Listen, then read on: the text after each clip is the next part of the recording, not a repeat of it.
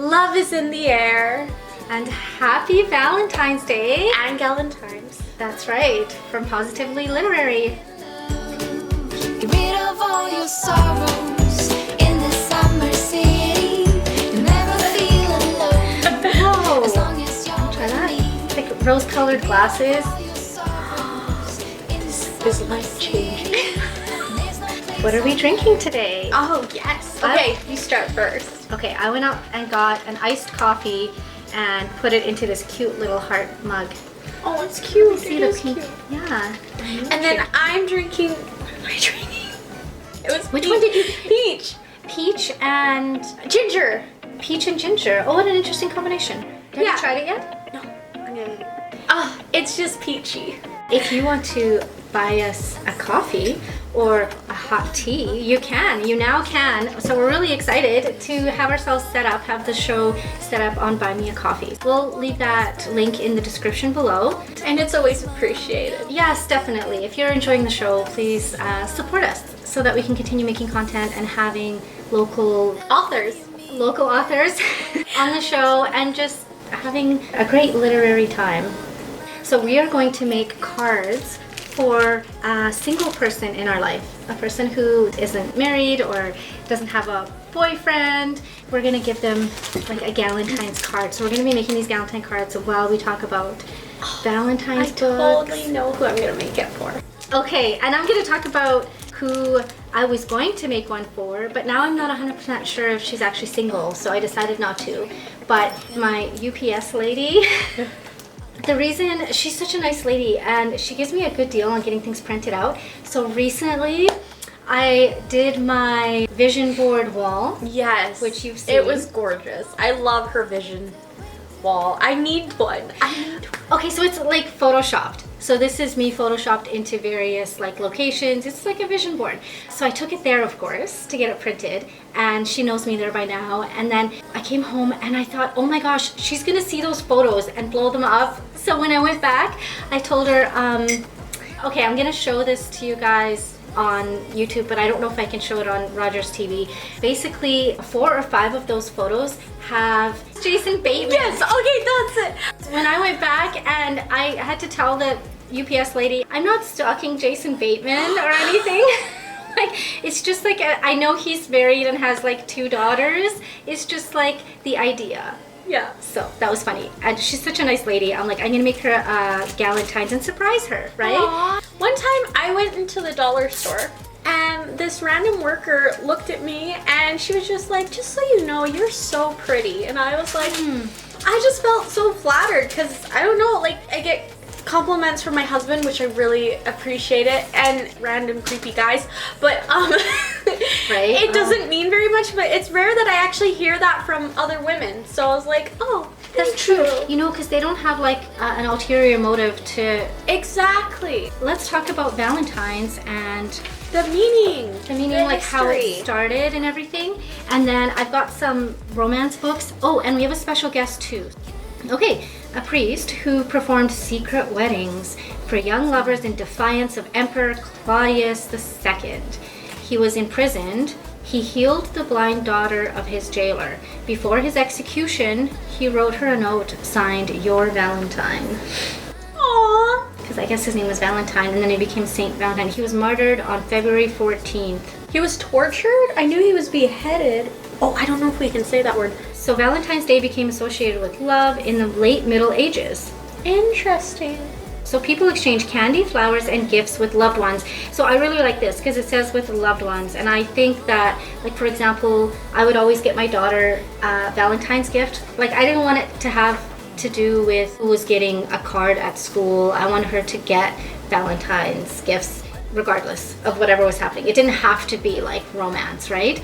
Because you know how sad people get when they're like, well, it's Valentine's Day and I don't have a boyfriend. It's so true. Because, like, I remember being, like, so excited when I was 22, I was like, I have a man now. I can actually celebrate. And I feel like we should celebrate anyway, and especially like if you have a single friend, you can surprise her. I guess I say her because I probably wouldn't do it for a guy friend because it can just be construed as Yeah. We can pick one of these chocolates to give to the person. I love it. Since we have 3, it'll be one for the person I pick, one for the person you pick, and one will be for you as a Valentine, as a Galentine's gift. So I'll let you. Our author is Joan Mettauer. Okay, here. I have 3 of her books. I think this is the 3rd one. So Diamond in an Arctic Sky. Romance book, I take it? So there is romance in this, but it's not a typical romance. I'll read the back of book 1, and then this is book 2, The Last Great Race. I think there's a dog sledding race because it takes place in up north. And then Honeymoon Bay it's an RV trip that they take. So Joan Mettauer was born and raised in Alberta's heartland. Her love affair with aviation was sparked at an early age, and she dedicated most of her working years to the flying business. Living in various northern communities, Saskatchewan, Yellowknife, Northwest Territories, she traveled throughout Canada's Arctic. Her final years in the aviation industry were spent in Inuvik, Northwest Territories, from where she bid farewell to the north. Actually, when you read these books, it's really interesting because the main character, she also is the switchboard person, because when you live way up north, the groceries, you can't truck them in. They have to be flown in to these communities. So she lives in one of those communities. She meets a guy, a grieving young mother and recovering alcoholic, Andy Nowak, flees to Canada's Arctic seeking peace and solace, but instead finds intrigue, danger, and romance. Haunted by memories of her daughter, Andy ventures north to the remote town of Inuvik. The discovery of a rich kimberlite pipe near the small community creates a diamond mining frenzy. Andy enlists the aid of her new friend, local gallery owner, and dog sledding enthusiast North Rubin. Ooh, Rubin. Yeah, together they plot a scheme to trace the aircraft's mysterious movements, but their plan backfires with devastating and deadly results. So they do team up to find out what's going on. The thing I love about this, it's just not your typical romance. There's a mystery, and they're trying to figure out. I love that. Yeah, what's happening and who's smuggling these diamonds or whatever. Plus you get to be up north in places that You're not familiar with. exactly really high up north where you can't even get your groceries unless it's flown in or whatever. Interesting.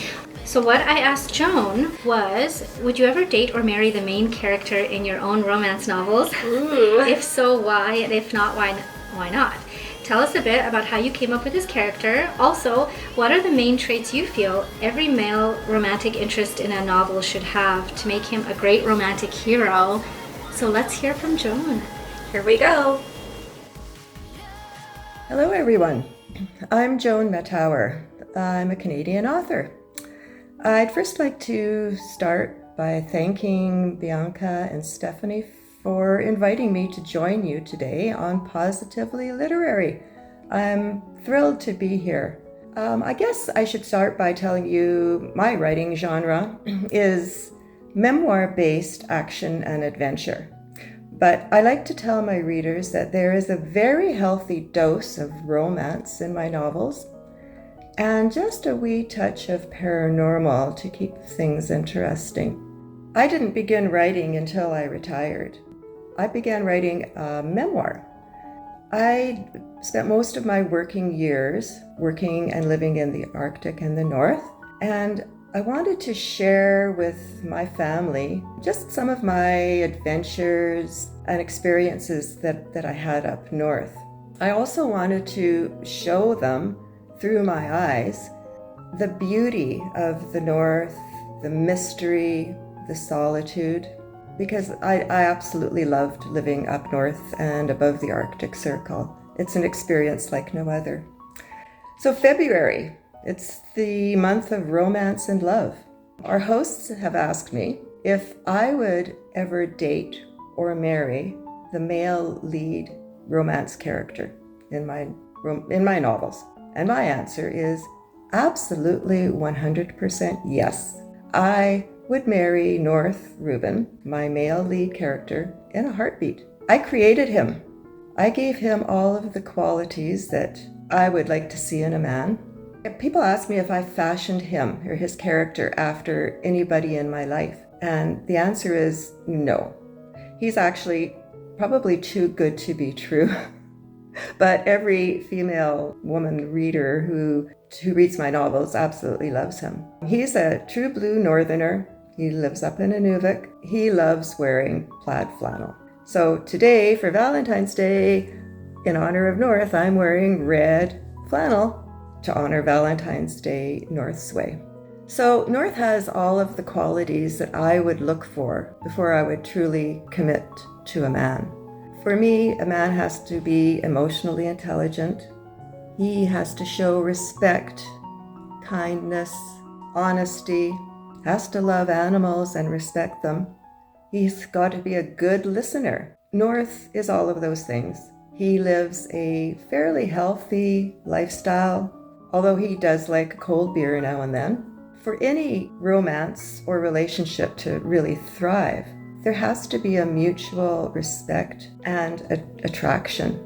There has to be a physical attraction. There's got to be emotional connection. And there's also got to be an attraction in the bedroom. Let me tell you, North is pretty hot, and there's a lot of chemistry in the bedroom and other places. I just want to tell you a little bit about how I chose North's name. My female lead character in my novel, I named her Andy, and her character is somewhat fashioned around my life, but of course I gave her flaws and challenges.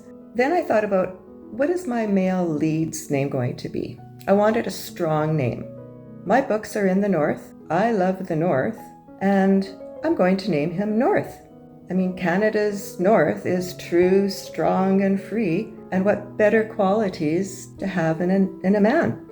I also like to see bravery without arrogance, emotional intelligence, curiosity, and some vulnerability, because we're all somewhat vulnerable, and however small that vulnerability is, it makes us human.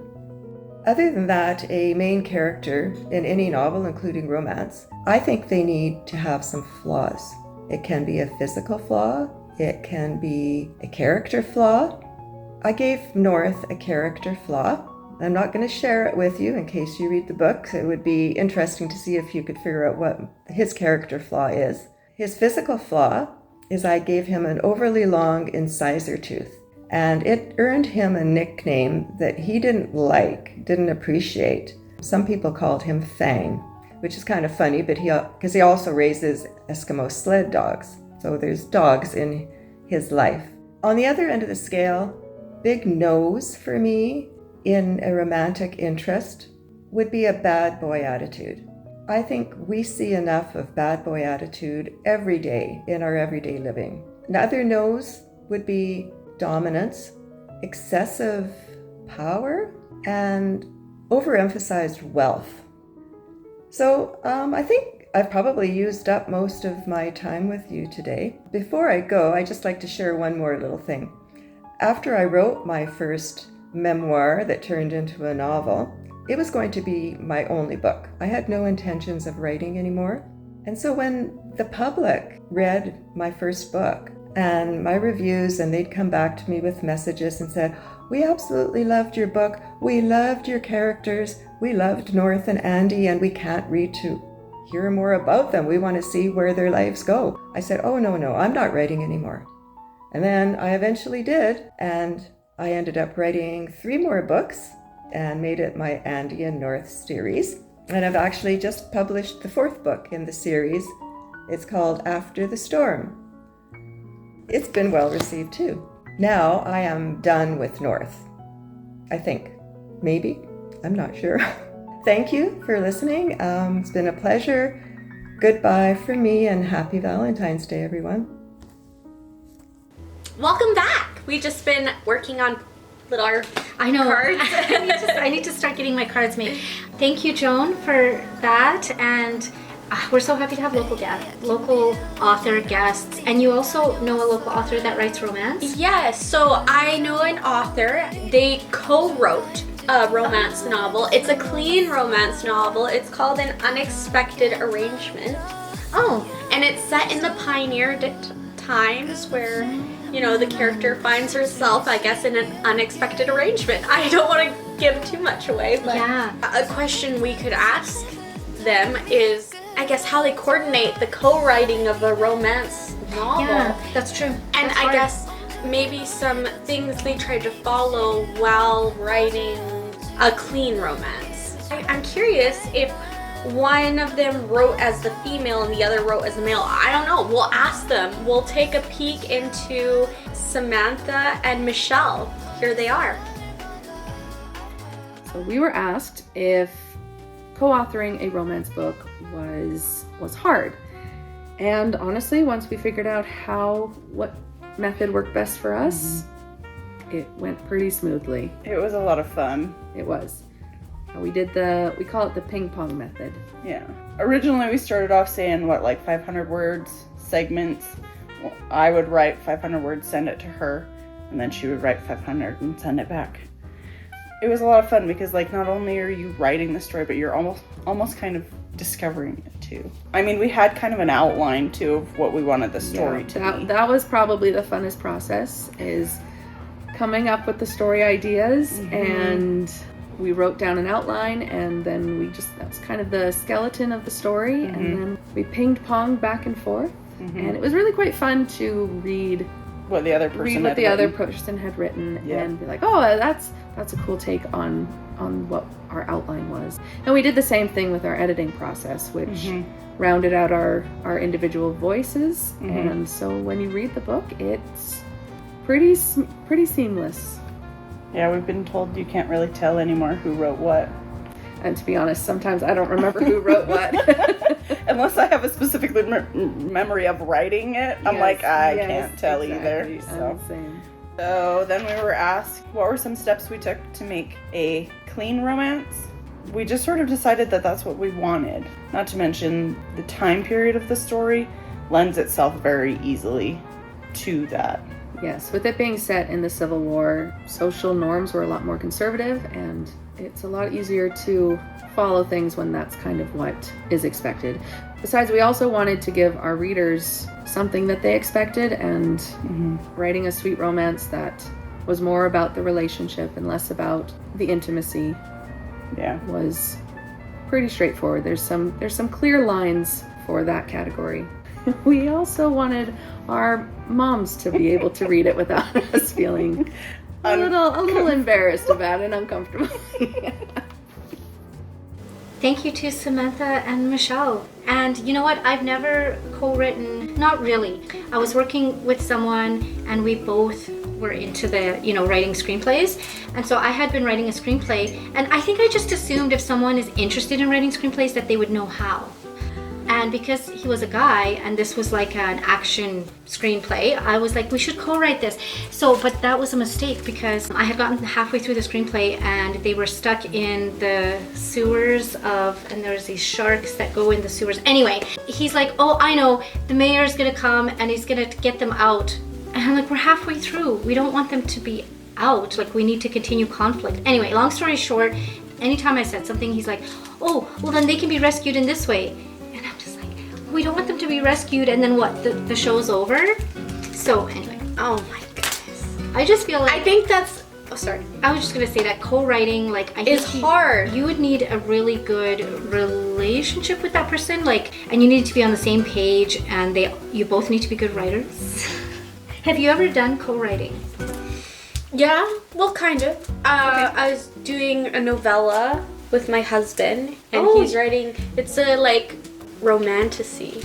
Yes, but you just started doing that. Yeah. Okay. So he's doing the male perspective and I was doing the female perspective, but he's taking forever, but it's totally okay because I'm in school, so I don't mind it taking forever. And you don't write it together at the same time? No, so I write in the female's perspective and he writes in the male's perspective. I think what I imagined is you're both kind of writing it, or one of them is mostly writing it, and whenever you need the male perspective, you just go and say, hey, would he say it like this, or would he, but maybe that's not co-writing, maybe that's just I think we need to do an episode on co-written books. I think so too. We'll write that, we'll add that to the list. Okay, and I'm gonna talk about some of my favorite romance writers, and I don't wanna solely focus on romance for Valentine's Day, because Valentine's Day is about friendship too, I think. I think. I love that Exactly. idea. So we're going to do something fun for the second half of this episode. For the first half, we'll talk about like some romance books, and these are little sticker books. Look how cute those are. That's really cute. Actually, let's have a look. Oh, that's cute. They're scented. No. It says they're scented, but I'm not smelling anything. Maybe you have to scratch them with our new fake nails. Oh, yep. Oh, what? Serious? It reminds me of childhood. When's the last time you had scented stickers? What? Mine's not working. Oh, Does wow. that remind you of childhood? It smells like bubble gum. Oh, wow. Oh, wow, guys. Look how cute that is. I'm gonna make a little pack with like chocolate, little stickers, a card, and then give it to, and maybe even our set design. Oh, I love that. We'll put this all together and give it to someone who's single this Valentine's and who would really enjoy that. Oh, I love it. Okay, I have a romance book, so I put it here to show you guys. But, okay, so I haven't read it in like 10 years because I have changed so much as a person. So, and even recently, as you know, like I'm looking at all this content and YouTube videos on decentering men and not making men the center of your life. And I just look at things so differently, and I kind of saw my own internalized misogyny. Basically, I was proud of the novel at the time, and there's a lot of open door stuff going on at the end because she has to face her fear of intimacy. But I'm just a different person now. Like, I watch content on not making men the focus of your life and like romance, because it can be dangerous when you idolize romance, right? Yes, idolize is a good term. Not that I'm like embarrassed by it, but it's not very feminist or anything. It's like the opposite, if that makes sense. Like, a man saves her from... Okay, I don't know if you guys could see this on camera, but do you see how this is smoking? Yes. Okay, My I've been smoke alarm is staring just at gonna... that. I need to blow this out. Okay, ready? Oh my god. Wow, that was tough. Okay, ready? Wait, how about like... My lungs hurt. Okay. What? Come on, Stephanie. Sorry, as I spit. Good, you had to spit. Okay, I hope, fingers crossed, that the smoke alarm does. I'm still getting used to these fake nails. Isn't this crazy? I have never had nails before. So you haven't had the fake ones? No. Oh, I thought you just hadn't had when you go into the... I haven't had that either. I mean, I've had salon. sticker ones, but I've never had like actual of these. So I'm like, oh, Doesn't it make you feel a little bit feminine? yes, but at the same time, it's like I feel like a cat with whiskers. Like, You mean you like have the extra claws? senses. Like the claws? Like the whiskers. You know how a cat has whiskers to like feel around? Like, I feel more sensitive. Like, I was trying to grab my clothes and I was like, oh, this feels so weird. I know, every time you're trying to do something, I have to come help you because you're like, I can't Do this. What is this? I can't pick things up. Oh my gosh. I feel like men should try these and try like building while having these, like with a hammer and stuff. I would love to see that. But I'm kind of glad that we didn't do the gel nails because you can't take them off. I think I would have gone nuts, honestly. Yes, some people, my sister can't have, so she's okay for a day and then she's like, I don't want them anymore. But you can't take the gel ones. I don't know if I could off. handle it. I'm just not used to it. It's Yeah. just, it's really intense. So this turned out well with Yeah. our nail. We Okay. learned new. Do you want Okay. me to hold some? No, I'm gonna hold them all. Because I love this author. Okay, her name is Casey West. What's her name? And So- here. Oh, right there.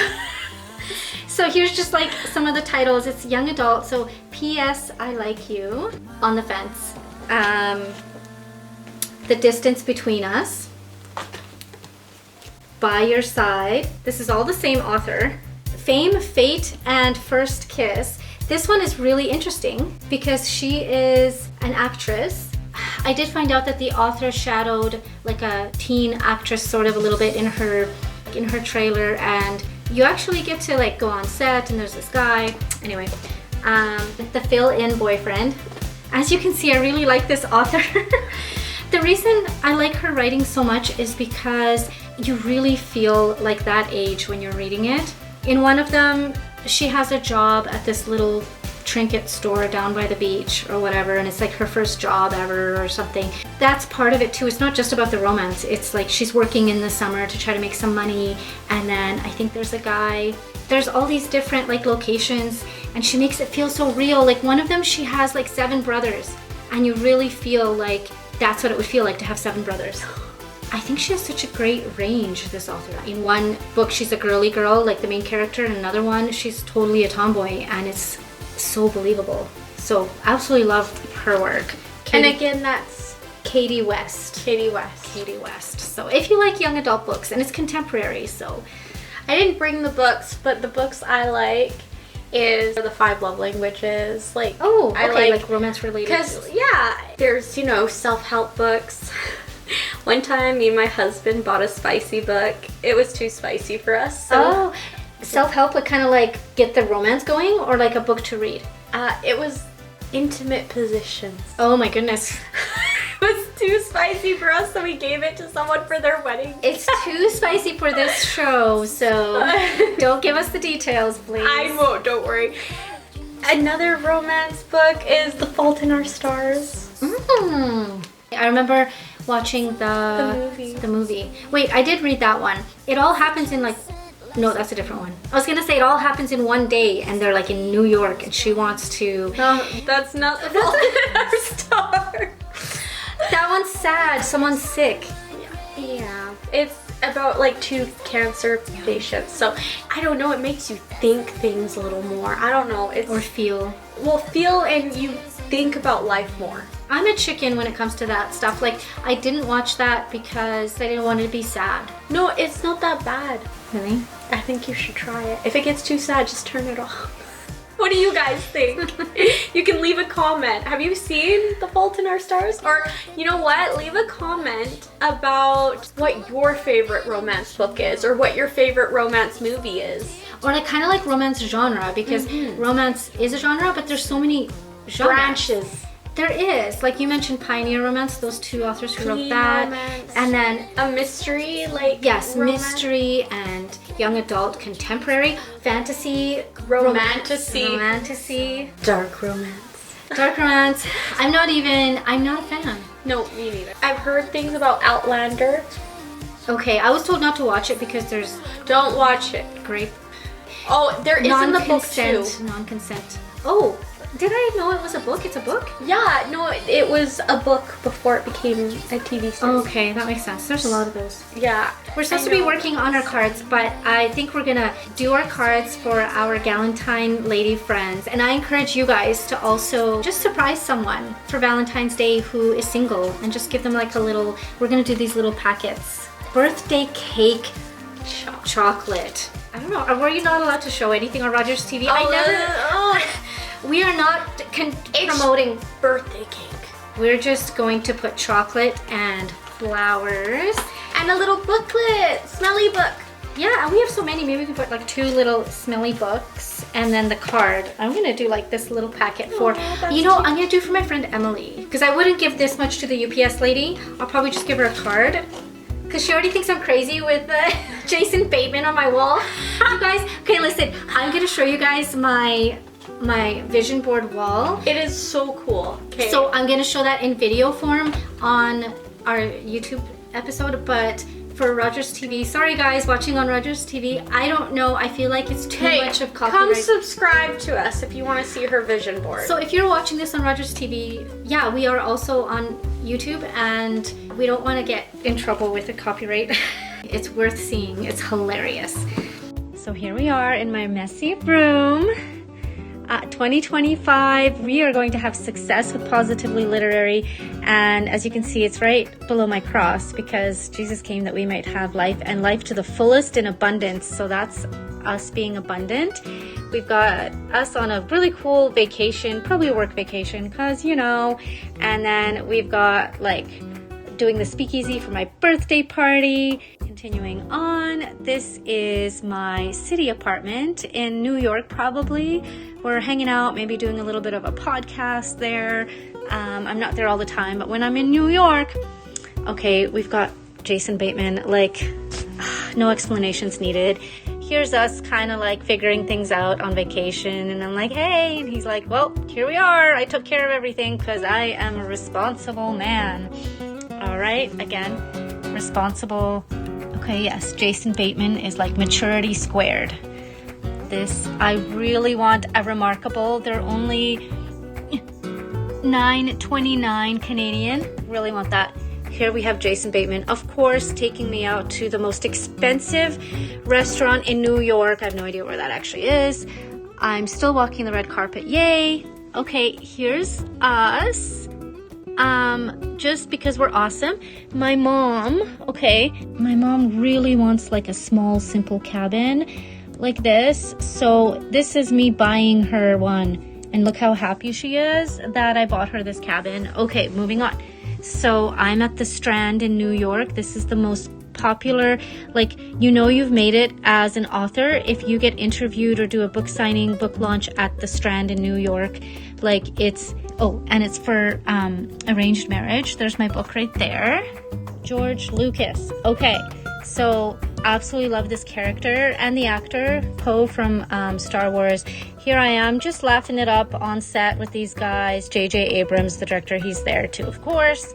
We've got Jason Bateman is visiting me on set, and I'm like, hey, and he's like, you know, you're doing a great job just here supporting my girl. All right, Netflix. We are having, this is the boardroom. We've got Marianne Lee. Okay, me as author of Arranged Marriage, that's like really important for Netflix because they're going crazy with the marketing. That's why we've got Marianne Lee here, and also Bella, Chief Content Officer, trying to control the hype of Arranged Marriage and what is happening with this show that has absolutely blown up Netflix in Korea. Speaking of Korea, so as you can see here, BTS, and I'm sitting with them on Jimmy Fallon is interviewing BTS, and I'm there because they're making music for Arranged Marriage, the movie and stuff, and of course I'm the writer of the book, and so I'm here with Jimmy Fallon. You've seen this, Jimmy Fallon and J.J. Abrams and me, right? We're doing that interview. That could be about anything, but here's us discussing, which I know you've seen. So when I walk out of my room, I just get a glimpse of my future vacation and my car, my future car.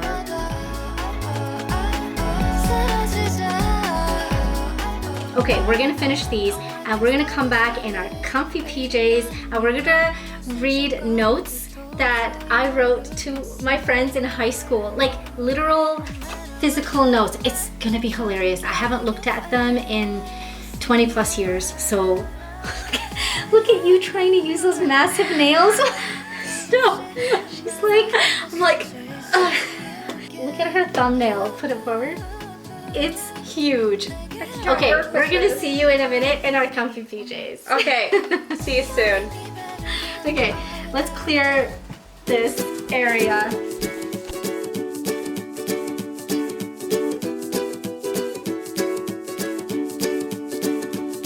The great yellow sun is reflecting in your deep blue eyes. The day has begun. You spin around, you laugh to yourself.